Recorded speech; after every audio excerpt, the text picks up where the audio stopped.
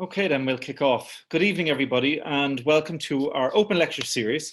My name is David Field, and I'm the interim CEO of the Marketing Institute of Ireland. The purpose of this series is to ultimately give you a steer and an outline of the types of programs that we in the Marketing Institute of Ireland are delivering on an ongoing basis. This evening, we're going to be talking about a new program that we are introducing, and this further supports the Marketing Institute's commitment to CPD for the marketing profession. What is most interesting about the program we're going to introduce this evening is that it is what I think one of the first ones that we've done that focuses outside what I would call the marketing fundamentals, but is a program that we feel is essential for marketeers to progress their thinking and indeed their careers. As always, if you're a member of the Marketing Institute, you can log on and you'll see the list of activities or the calendar, should I say, of activities that we have in September. And if you're not a member, please log on to mii.ie and become a member. And there's so many reasons to do so. And I was only talking to the gents on this evening in relation to the number of webinars that we've held over the last number of months, and incredible content that's recorded that you can take some really key learnings from. So, this evening, we are here to talk about the Insightful Thinking program.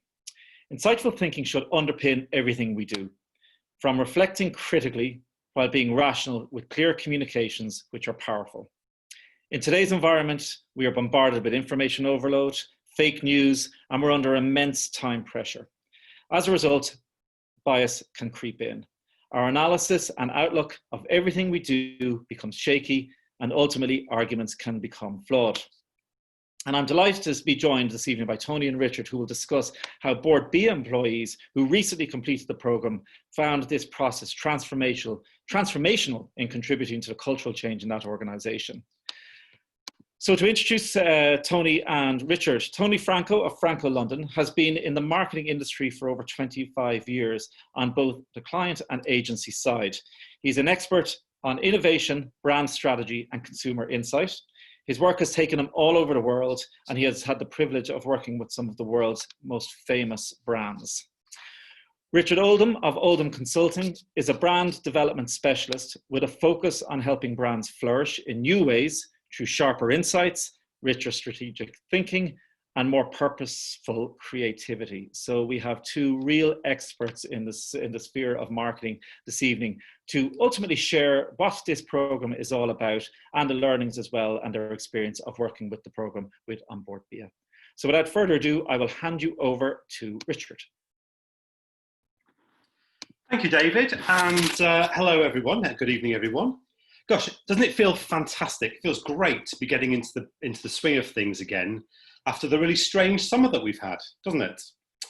Everyone's back now. It's the start of a new term. We've got lots to do, lots to look forward to. And you may have heard that over here in London, our friend Boris has confirmed that there is no evidence that COVID is transmitted in offices, which is great news. But just in case he's wrong, we thought we should probably do this session by webinar instead rather than face-to-face. Much as we would have liked to have been in a nice bar somewhere doing it together. Anyway, Tony and I have been really looking forward to doing this session with you this evening. It's great to have the opportunity with the Marketing Institute of Ireland to tell you more about this Insightful Thinking program that we've been working on. We've been developing it both with the team from the Marketing Institute and also with clients as well. And whilst this is something that's new to the Marketing Institute's learning and development schedule, we've actually been delivering this program now for about 12 months with Bord Bia in Ireland. And we'll tell you more about that and more about our experiences from that a little bit later on. But to start off on this call, what we want to do is to just discuss why this Insightful Thinking program has been created, what the program covers, share some of our learnings from it, of running it with Bord Bia, and also just give you a sense of what it will be like to participate in the course and how you'll benefit from it.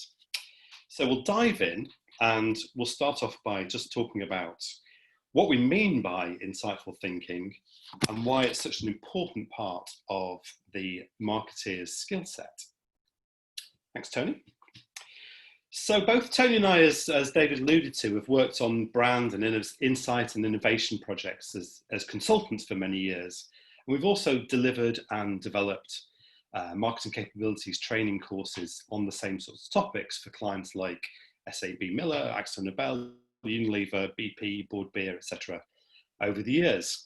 And what we've come to realise, I think, and this is also actually backed up, talking to Jenny from the Marketing Institute this afternoon, backed up by their research, is that, as David also alluded to, most marketing training programs are about the marketing fundamentals. They're about the core tasks and the skill sets of brand planning, of digital, social media, brand positioning. But what marketeers rarely get is training in how to think deeply and critically, to arrive at smarter insights, and how to develop and deliver more convincing and influential arguments. So insightful thinking is really about deeper thinking. It's about deeper analysis to get to more robust solutions to the sorts of strategic and tactical issues that we come across in our everyday working lives, and also becoming more persuasive, so that the two parts of the equation, if you like, are thinking on the one hand, communicating on the other. So in the course, we focus on both critical and strategic thinking in developing our rigorous, our analytical, our rational, our independent and reflective thinking muscles and toolkits to really help us get to the heart of issues and identify their underlying causes. Then applying reason and logic to address the biggest challenges that we come up against, and then in order to support all of that, knowing how and where to find the information, the data, and how to synthesize that and analyze it effectively and efficiently to support our argumentation. Then the communication side of things is about giving our ideas and arguments the best chances of success. So in that, we're focusing on the communication skill sets and the tools that you need to translate those synthesized information and data into really powerful commercial insights, using those then to construct powerful arguments and strong points of view, and how to tell provocative stories that influence and that inspire people to action. Really the heart of what marketing and marketeers are all about and what we do, but it's the sort of skill set that we don't always develop and train ourselves in. And why does this matter? Well, I think it matters because marketing is an inherently fast-moving, dynamic environment, the space that we work in, and every day we're bombarded from all angles with information, with fake news. It's not just Donald Trump who's subject to that. And we feel under immense time pressure. We're expected as marketeers to have a point of view at the drop of a hat, to make mission critical split-second decisions, which could define the fates of our brands, of our businesses.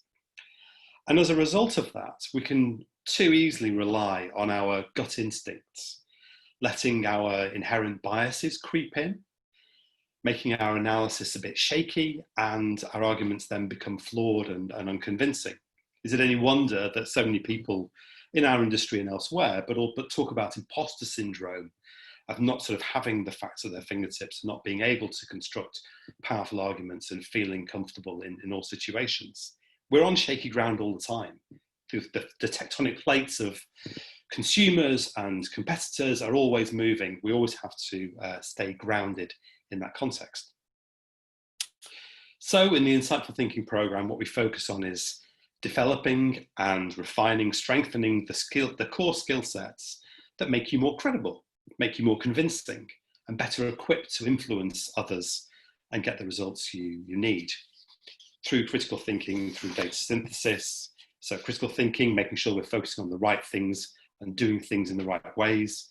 Data synthesis, both from formal as well as informal data sources, and using a simple toolkit to help us analyze and synthesize data more effectively.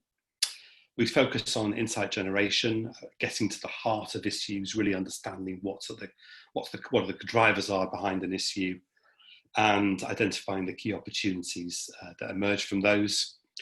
And then we also focus on the all-important art and craft skills of communication and the black arts of presentation, construction and delivery to help us to influence and to lead more effectively.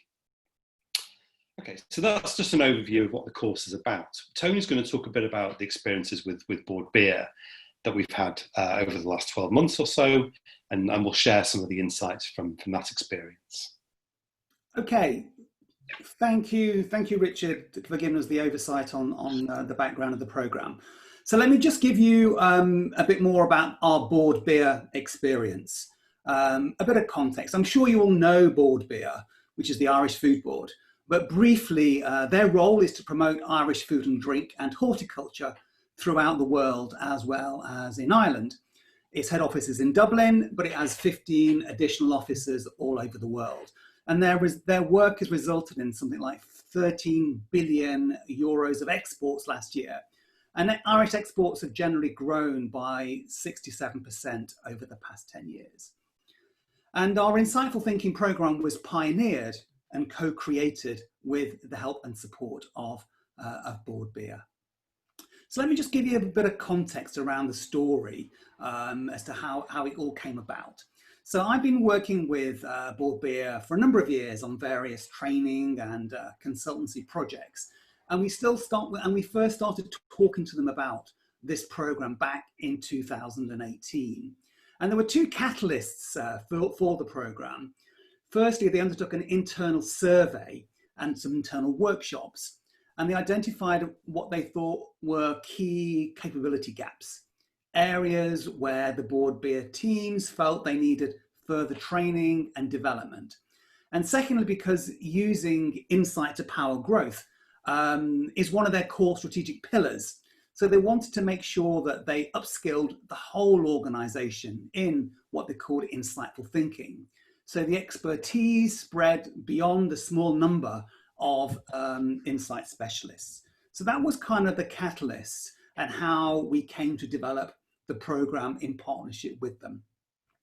And this was then the brief, really. This is the brief we developed together. And the overall goal of the program was to ensure that their people were credible, informed, and indispensable to their various stakeholders. And well, what was fantastic about the program from our point of view was their commitment to it and the breadth of their participation. We saw that the whole organization took part, from the more junior all the way through to the senior leadership team and including the CEO as well. So it became a really powerful catalyst for change throughout the whole organization. And as Richard said, it took the best part of 9 months to undertake the first wave of the program. And all in all, there were people from 20 markets who worked all over the world. We ran sessions in Dublin. Also, we took the program to Asia. We ran sessions in China, in Shanghai. We also took it to the European offices. We ran sessions in the Netherlands. And of course, with the onset of COVID, we ran a lot of the sessions online as well, halfway through the program. We did it in a series of waves. There were groups of about 15 to 20 people that we took through on various kind of cohorts. And each of these cohorts were composed of a variety of people from different functions. So it was kind of a multifunctional teams overall. And it amounted over 34 training days in total. So it was a big commitment from them. And in the end, 96 people, which is a large proportion of the organization, were awarded the Insightful Thinking accreditation by the Marketing Institute of Ireland. So it's a big program affecting the whole organization. And this is how it worked, just to give you a flavor of the structure of the program and how it all came together. So what we said, first of all, was we asked everyone to bring along a live business issue that they were working on, something that was relevant to their role, something they can get their hands around, something that they could really, really apply to their day-to-day job. Because given this commitment, our kind of imperative was to make sure that everything they learned was relevant to their job. And then everyone who took part underwent on a really exciting learning journey. After each module that we undertook with them, they applied the learning to the issue that they had in hand. using the tools and the principles that we taught in the program to move their thinking forward. Throughout the program, Richard and I were giving them support, we were coaching them, we were giving them feedback, we were enabling them to kind of improve their issues, sharpen up their thinking, get sharper and more powerful insights. And then ultimately it culminated in a series of presentations that they gave to us with ourselves and also a member of the SLT, the senior leadership team, and their peers, initially face-to-face, but later we did it online, where they actually showcased all their work and demonstrated how through the power of insightful thinking, they took their issue, moved it forward, developed insights, came up with some solutions that they were able to kind of deliver at the end. And I honestly feel that we were blown away by the presentations. They were absolutely fantastic. The diversity of the presentations, the quality of the work was phenomenal. And it's fair to say that the participants were really excited by the progress they made and how much they'd improved their abilities to diagnose a problem, get great insights, and develop really, really powerful solutions. And it was really exciting for us to see the diversity of the topics that people chose to work on. Some were focused on more internal ways of working, ways of sort of improving their processes and tools. Some were around the export growth agenda that they had. Some were around improving the services that the organization were offering. So I'm going to give you just a couple of examples just to give you a flavor of the precise projects that they undertook. So one of them that I thought was really exciting was on the topic of Origin Green. There was a number of projects around the topic of sustainability and animal welfare. And Origin Green is Bord Bia's food and drink sustainability program, whose goal is to improve the sustainability of the Irish food and drink industry. And specifically establishes targets on things like raw material sourcing, for example, packaging materials. It looks at manufacturing processes, uses of energy, water and waste, and also introduces some kind of more social sustainability goals, such as health and well-being. And there are now over 300 Origin Green members who participate in the program across Ireland. And I guess one of the issues that I thought was really interesting was this, how to manage this potential tension between the need to promote export growth of the Irish food and drink industry, yet doing so in a way that was going to step change the industry's sustainability. And the person undertaking this project took a really long-term strategic approach to the challenge and came up with some recommendations that were all around building what he called a partnership model, which involved building greater collaboration with different government bodies and organizations to make it easier and simpler for business to achieve their sustainability goals, all of which could, I feel, be a really exciting way forward and something they're going to kind of test in the future. Another really interesting project was around exports, and specifically around the exports of Irish beef to China, which offers a huge growth opportunity for the Irish kind of beef industry and the food industry. And of course, the onset of COVID-19, which happened smack bang in the middle of the project, resulted in the need to kind of adapt the current strategy. And this project focused on ways it could do this. And the project owner looked at export data, spoke to industry experts, analyzed retail trends in China, and developed a series of really interesting initiatives that were designed to reflect the current situation.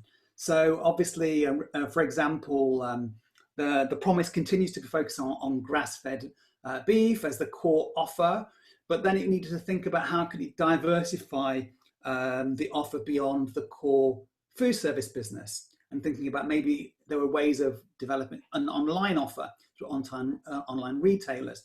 They looked at things like how to develop more engagement with influential chefs that were there to promote Irish beef in the kind of social media arena. So it was always constantly adapting the strategy in the context of that. And again, the insightful thinking program helped them move forward. So hopefully this gives you a flavor of the kind of work we took with the work we did with Bord Bia, and how they applied insightful thinking to the problems that they were facing. And after the course, we undertook a survey, and we found feedback has been really positive across the board. And here's a few of the comments that we got. People found it really useful, specifically being able to apply it to their day-to-day job. It challenged them to think more powerfully, more deeply about what they were facing. They found the content really stimulating and fresh beyond the normal agendas that they would normally get.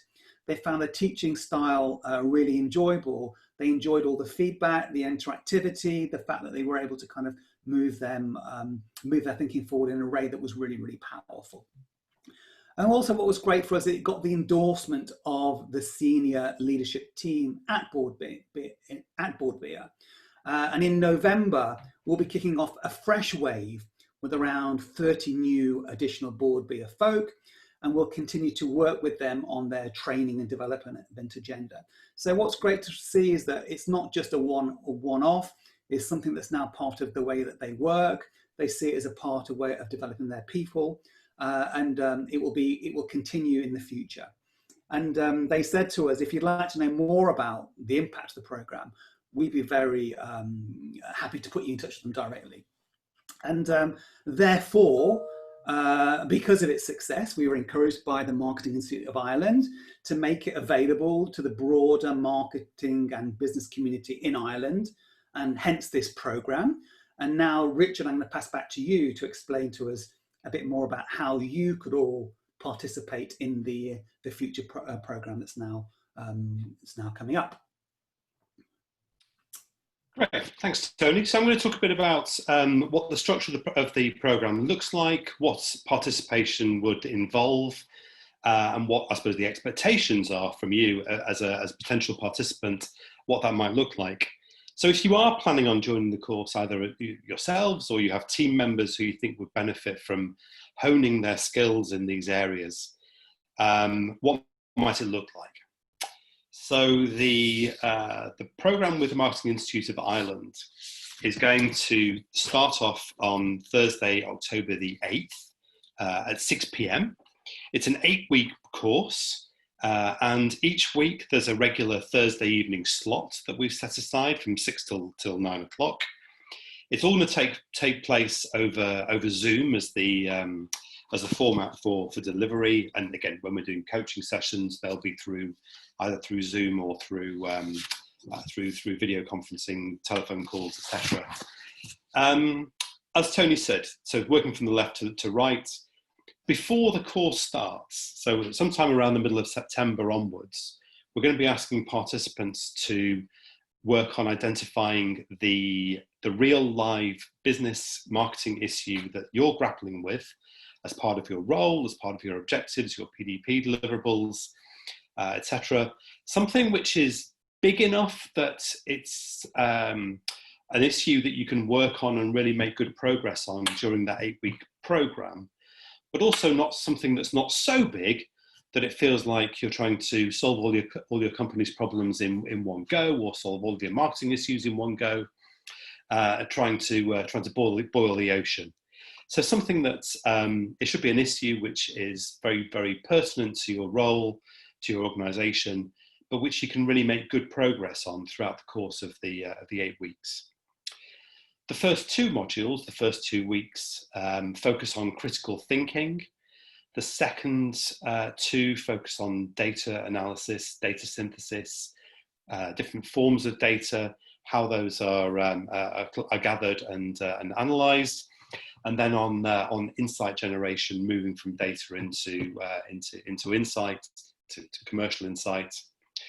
Week 5 is slightly different. In week 5, we have individual one-on-one coaching sessions where we, either Tony or myself, work with you individually to look at the progress you've made with your issue, how you've challenged it, how you've moved it on, how you've defined it, and the progress you've made with identifying appropriate data sources, and then in terms of moving towards insights and insight generation.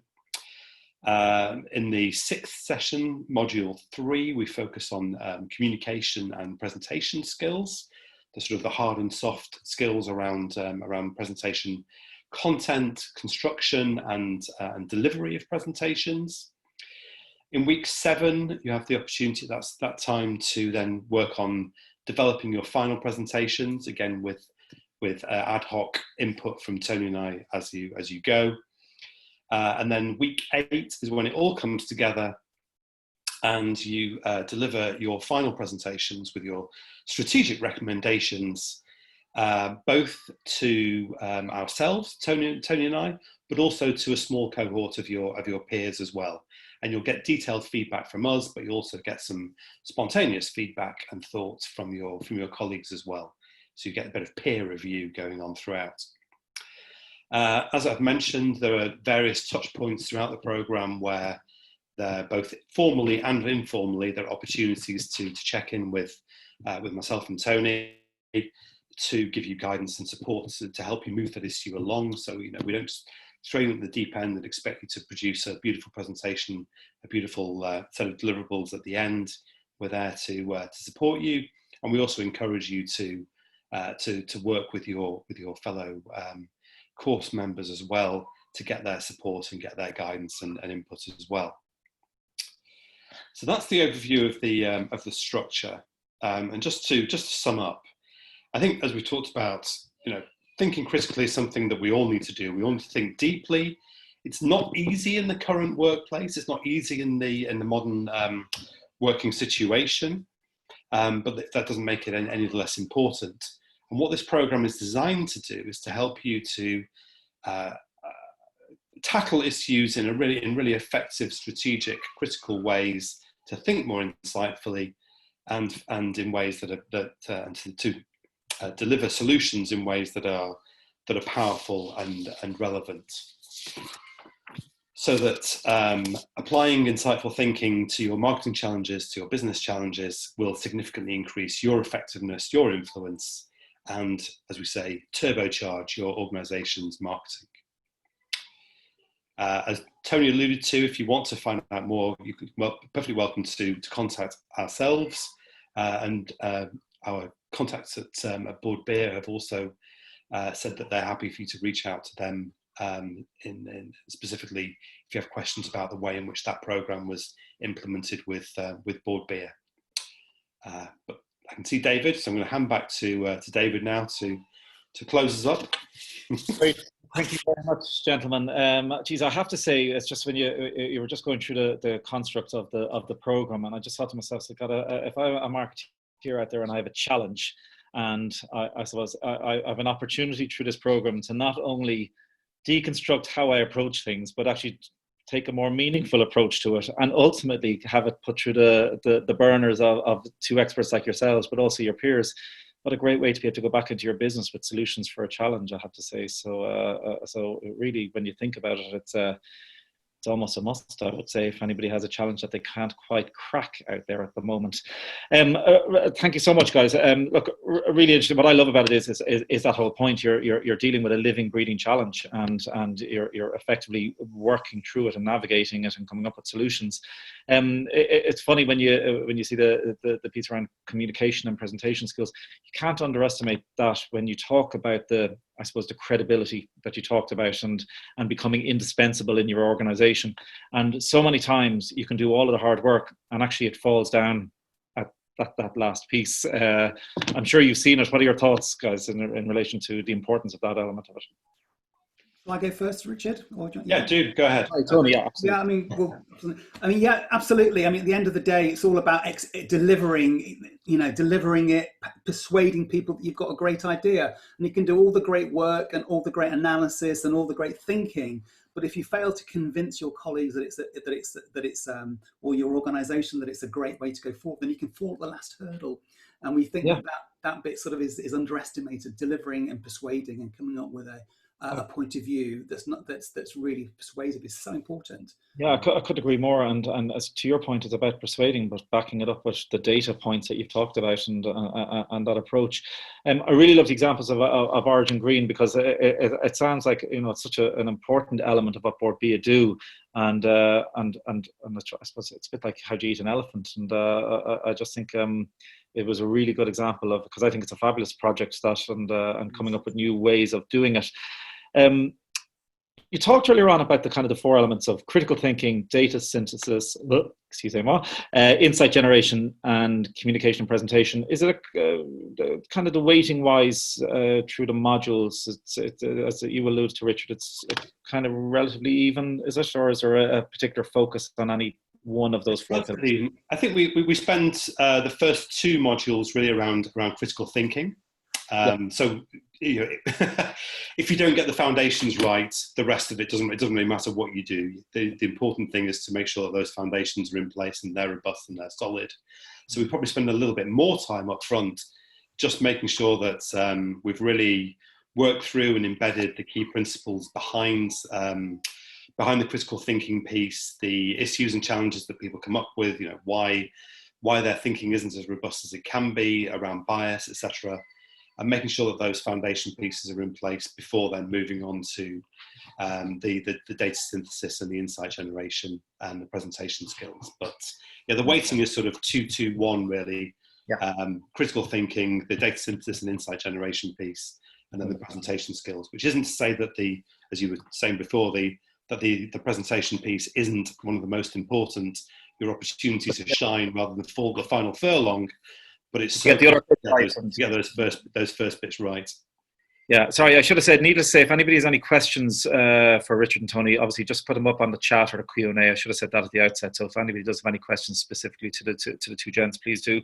And it's funny, isn't it? Ultimately, the biggest challenge is sometimes, to your point, you know, you don't get the headspace. You're under pressure. You're under pump. You're trying to churn out whatever it is, another plan, another strategy, etc., etc.